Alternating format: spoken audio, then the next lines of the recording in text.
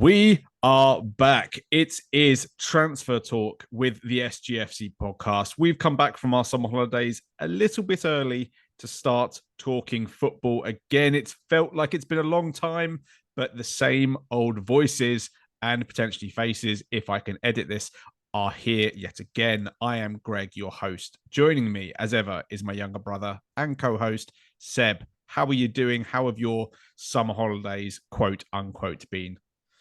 They've been all right. I wasn't expecting to come back so soon, but the transfer window's kicked off with such a bang that we couldn't leave it out. We have to get involved.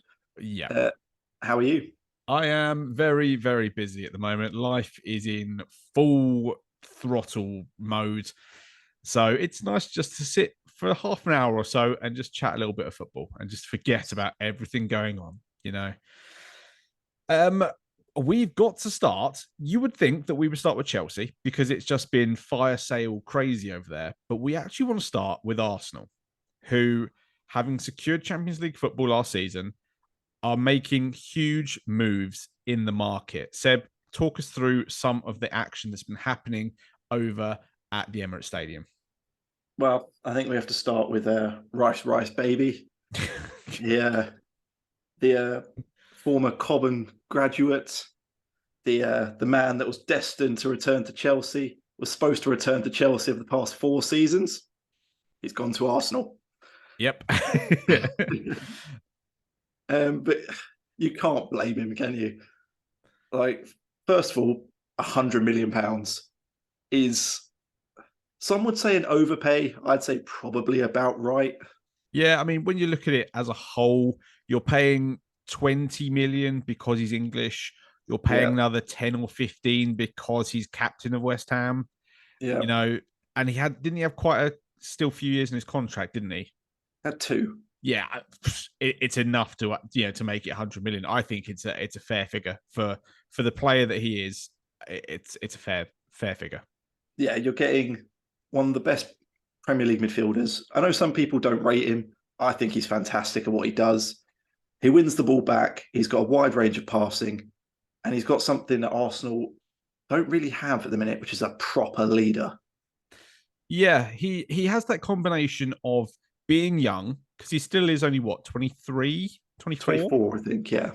But he has just this breadth of experience of, leading West Ham at such a young age, taking them to Europa League finals, and just performing week in and week out at a club where the expectations weren't always that high, but he always aimed to achieve as much as he could.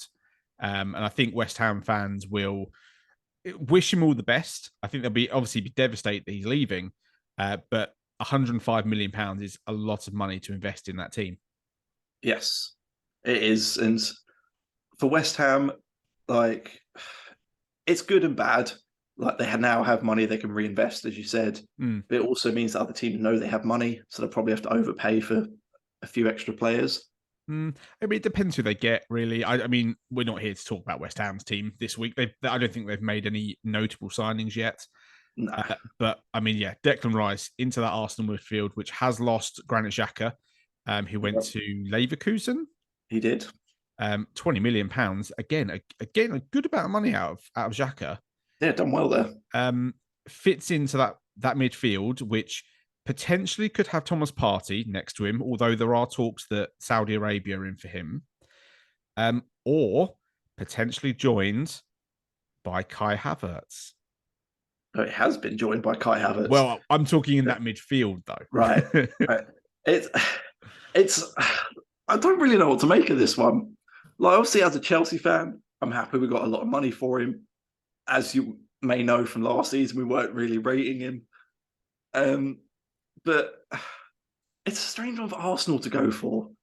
Like, 'cause you don't know where he's going to play. Right. Okay. As I think when the news broke that Havertz was, a deal was agreed with Arsenal, because it did come out of nowhere. Yeah. To the point where he has been edited out of Chelsea's kit release this week because, even Chelsea didn't see this coming.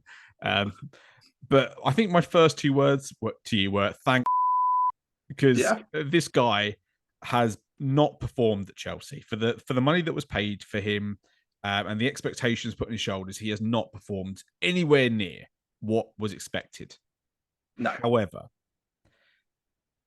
it's been a turbulent time at Chelsea last 3 seasons. He's played left wing, right wing, centre forward, shadow striker, CM, DM, left back, right back. I think he had a stint for 5 minutes in goal against Stoke in the FA Cup. The guy's been all over the pitch, and he's suffered with rotation, with just not having a consistent manager or a consistent identity. He's not a striker. You know, Chelsea fans, we've been screaming this week in, week out, stop playing him as a striker. But as much as I hate to say it, he's going to thrive in this Arsenal team. He's going to do better. I'm not sure about thrive. He's going to thrive. He's going to have a battle to get into the first team, because who's he going to try and displace? Erdegaard? No. Saka, Martinelli? Highly doubtful. So if he fits in as a deep lying playmaker next to a more defensive Declan Rice, it gives him a bit more freedom to actually express his play and carry the ball and not try and be this target man that he's not. But he's going to do well. And I can see he's going to do well. And it's because he's getting played in a system that works for him. He's going to do better than he did at Chelsea. It's not hard, though, is it? Yeah, that's it. He'll do much better. But you said it there, like, he's got to fight for his place at first. Kai doesn't fight. Like, we saw it at Chelsea. It's true. He doesn't half-arse everything, but he never gives 100%. So maybe Arteta can get it out of him. But yeah, he'll do better at Arsenal than he has at Chelsea. That much is certain. Yeah, because the bar is set so low there that he genuinely physically can't do any worse. He'll literally outscore his entire Chelsea career in a season. Yeah, absolutely. Another big loss to the Chelsea midfield, or again, a player that's played all over the pitch, was Mason Mount. This one was a much tougher pill to swallow. Yes. There was, highly documented problems behind the scenes with Chelsea and Mason Mount that's been going on since before the 2022 World Cup in Qatar. I'll let you get into the details in a minute, because you are much more clued up on it than I am. But as an initial reaction to the news that Mason Mount joined Man United for about £55 million with like 5 million added on, what were your initial feelings as a Chelsea fan? What an absolute...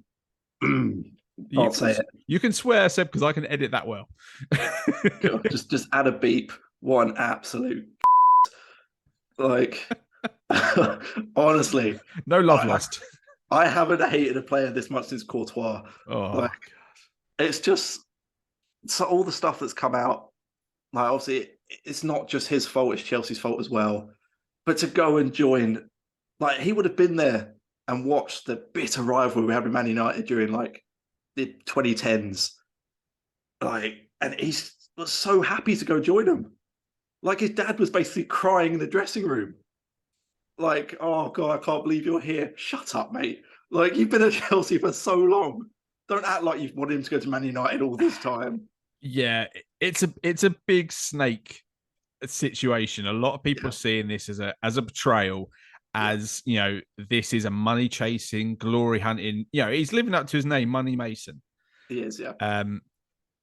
However, I mean, my initial reaction was I was pretty gutted, because, this is a kid that's been at Chelsea since he was about 8 years old. I think even earlier than that. You saw the videos of him when he's with his long emo fringe, kicking balls around, pretending, I hit it on the valve because it's, like Ronaldo. I tried to base my free kick on Ronaldo, hit the ball by the valve, and it moves. So what do you do? Top corner, top bins. And it is a blow, because he was Mr. Chelsea, essentially. He was almost that Frank Lampard, Joe Cole sort of figure, bought young, bought into the Chelsea mentality. But, I blame Chelsea more than they blame Mason Mount, if I'm honest. I think Chelsea fucked him around. I think he saw the writing on the wall that it's a sinking ship. And I don't think there were many more suitors than Man United. So there's only so much he can do. Captain goes down with the ship.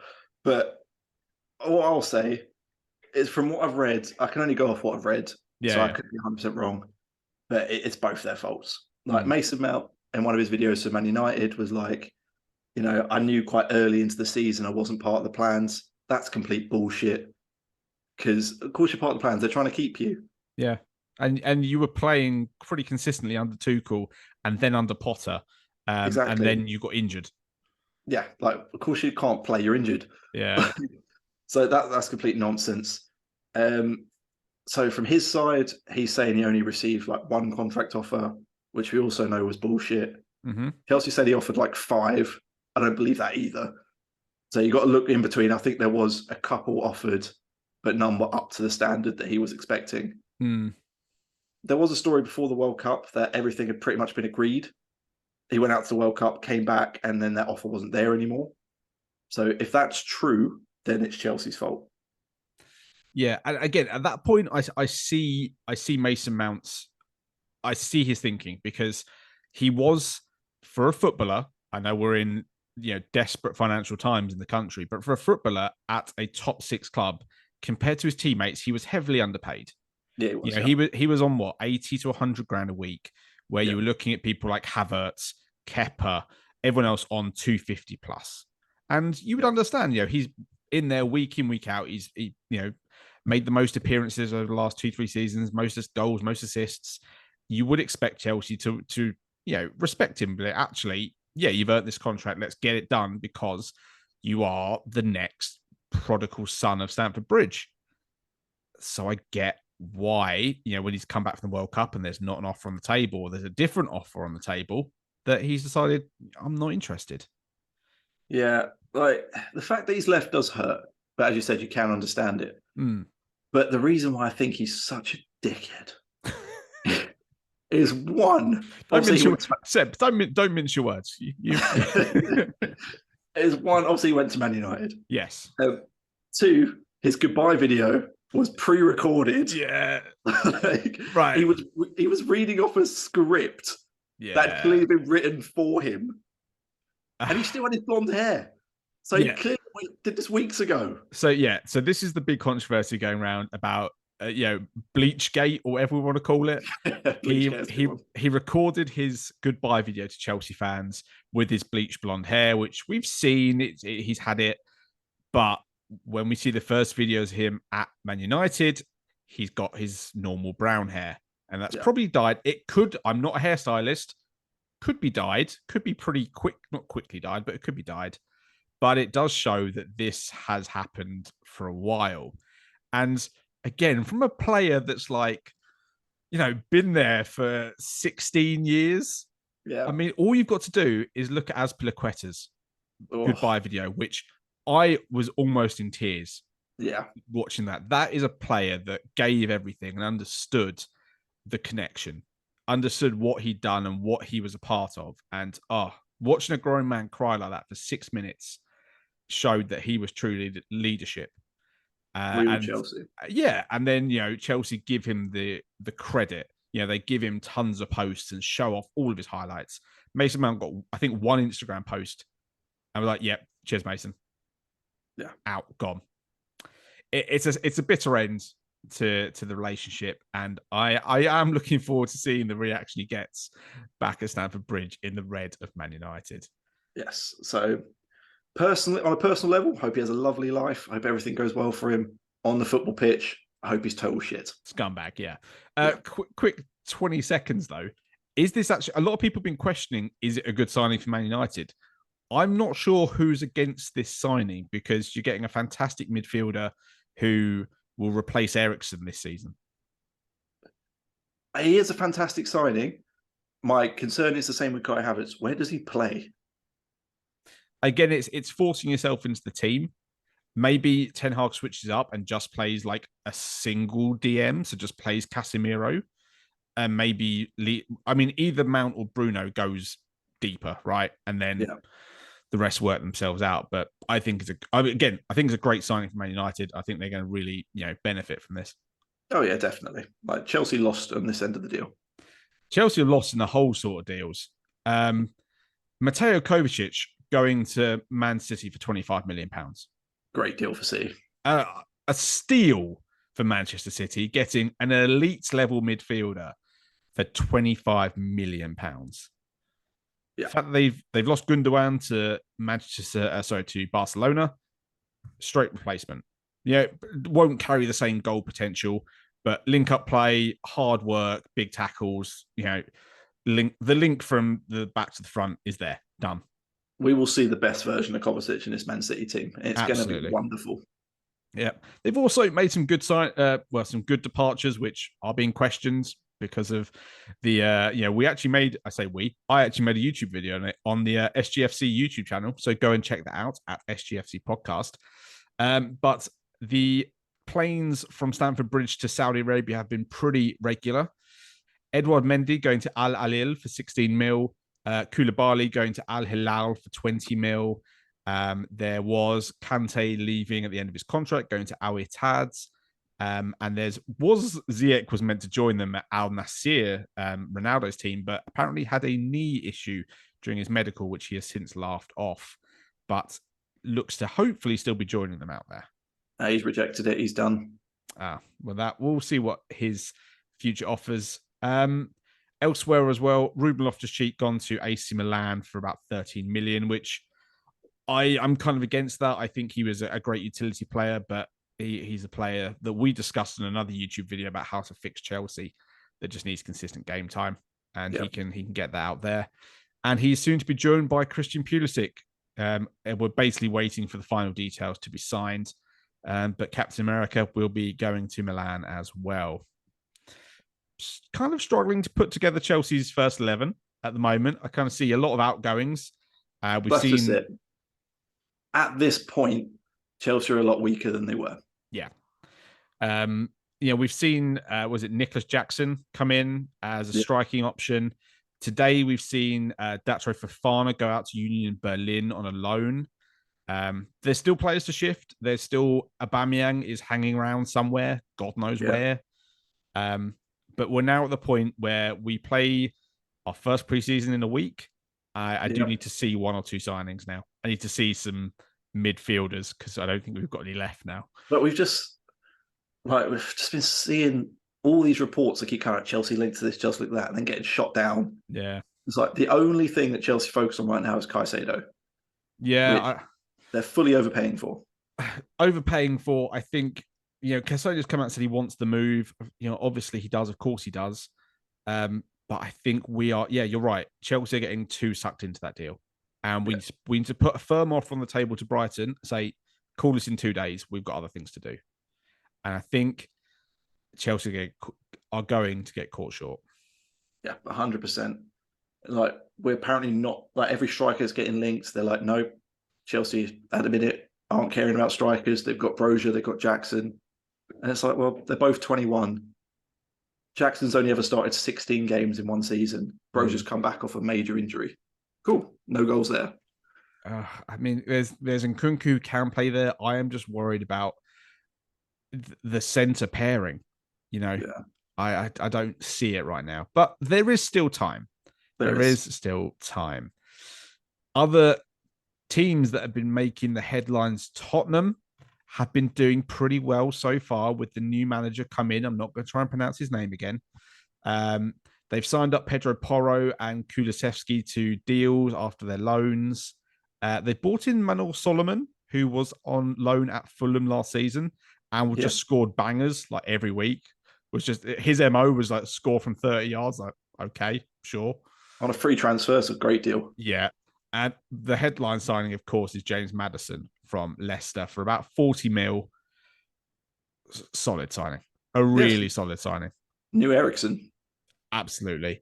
Apparently, the new manager has been just putting them through their paces, really getting the fitness levels of the players up, which will be fantastic for Tottenham fans to hear. Looking in good shape. Comes down to Kane, though, doesn't it? It does. I mean, it's Bayern Munich keep flirting with. I think they put in 2 bids now. Yeah, guys, you've got to put over 100 million euros. That's what will start turning ahead. It's more than that as well. Kane has to kick up a fuss. I don't think he will now. But he's just not that guy. Yeah, I think he's got this. We've spoken about it on several episodes. He's just got this unwilling loyalty for Tottenham. But go to Bayern, win titles. That's it.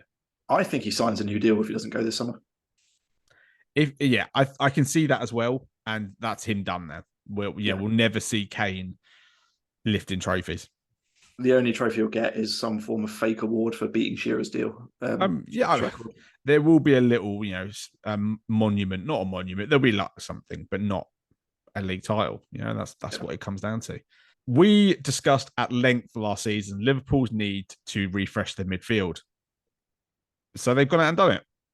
Alexis McAllister from Brighton for £35 million. Absolute bargain. I don't know who was on the negotiating board there for Liverpool, but well done. And Dominic Soboslai from RB Leipzig. That is how you pronounce his name, according to my Hungarian girlfriend. Big talent, a hefty price tag at 60 mil, but a real talent. He is. He's been living a little bit in Nkunku's shadow at Leipzig. So to get his own space now, I think he's really going to thrive. Absolutely. He's sort of more of he's an attacking midfielder that has got an eye for goal. Great dead ball specialist. That's all Liverpool need. More free kick takers. That's it. But one thing I will say about Liverpool is they've gone out and fixed their midfield with no fuss, no bother, no problems. They've just gone, take him, done. And it's the only team that's gone out there, just got it done and moved on. Yeah. I think a lot of the big six have got business done that need to get done, except Chelsea. Yeah. You look at Newcastle and they've been quiet. They're still looking at signing Harvey Barnes from Leicester, which is a fantastic signing. They brought in Sandro Tonali the other day, who you sent me some photos today of him not looking too impressed while he's walking around Newcastle's training ground. Yeah. A little bit different from AC Milan, but is he a good signing? I generally don't really know who he is. When he first came onto the scene at Empoli, I think it was, he was called the new Pirlo, as they often are. Yeah, every Italian midfielder that is half decent, new Pirlo. Yeah. He's more of a deep line playmaker, great range of passing, can hit the odd one from range. But I think the idea is that he'll probably sit a bit deeper and let Bruno drift forward a little bit more. I mean, I suppose they could sort of interchange, couldn't they? Yeah, exactly. And other than that, Newcastle have been quiet and they've just got on with business. They're just doing whatever they want to do. I just think Chelsea are getting left behind yet again. Yeah, I reckon we're going to have a very, very poor window. Yeah, every week that Chelsea continue to be Chelsea, I just curse the name Todd Bowley and Clearlake. They've just ruined Chelsea. I mean, everyone else in the league is laughing, and rightly so. But we as Chelsea fans are suffering. Yes. Yeah. But there's still plenty of time left in this window. So we'll see what happens. Apparently, the training ground has become a much happier place now that Pochettino has arrived. Perhaps because the players know that he will be there for at least 6 weeks before he's fired. They have to learn a new manager's name. And there's less people there as well. So, everyone gets their own locker rather than having to share. It's amazing. Yeah. But apparently things are going a bit better. So we'll see. Like I said, preseason is starting to get into it now. We're starting to see a few games. We've had a few of these closed door, training games, but US tours kick off, Asia tours kick off, and I am ready for it, Seb. Yes, I'm 100% staying up at stupid o'clock in the morning to watch these pointless games. To watch Chelsea versus Wrexham somewhere in the middle of America. Yes, at 1 o'clock in the morning. I will be there. Absolutely. So just the last little bit of transfer roundup. Aston Villa, just quietly doing great business. Tielemans on a free. We already know he's a quality Premier League midfielder. And then picking up Pau Torres as well, who has been linked with every big club, but no one really went for him. Villa finally pulled the trigger and have found a proper replacement to Tyrone Mings. So well done, Villa. You're doing well. Yeah. And again, it's just another example of clubs going out, doing their business early and closing up. It's another one of these teams that, Aston Villa, they did get European football, didn't they? They finished 7th. I think that's right, yeah. Yeah. They're spending that money wisely. They know the investment's coming back from TV rights. Bring the players in. Done. I mean, Yuri Tielemans on a free. The guy was linked to Arsenal, United, Chelsea, like Roma and a few other places. But Aston Villa, another team to watch next season. Another team that will be ahead of Chelsea. Yes, I do not look forward to playing them. No, not at all. We are going to be back on a more regular basis as the transfers come in. So wherever you're listening to this, be it Spotify, be it Google or Apple Podcasts, or even on YouTube, hit the subscribe, follow, like button. We really, really appreciate it. Or you could hit share and share it with one of your mates and just let them into the SGFC goodness, because there's a lot of goodness coming your way. Do not worry. Seb, where can everyone find us on the social media platforms? Pretty much all of it. Twitter, Facebook, TikTok, Instagram, like everywhere. And now Threads as well. Oh, yeah, Threads. The new social media. Threads is really good, actually. I quite like it. Oh, yeah? Yeah, it's a more of like a clean Twitter. Like clean Twitter. Yeah, right. Twitter kind of feels a bit dirty and a bit, I don't know. But yeah, Threads is really nice. Really enjoying it over there. Starting to chat to a few people about football. So come and join the Threads, I guess. Is that what we Thread? Yeah. Come and join the tapestry. You know, there you go. If you're listening Facebook, copyrighted, okay? But we will be back next week, most likely, with another transfer special. So I've been Greg. He has been Seb. See you later, guys. And we see you next week for another Transfer Talks with the SGFC podcast. Goodbye.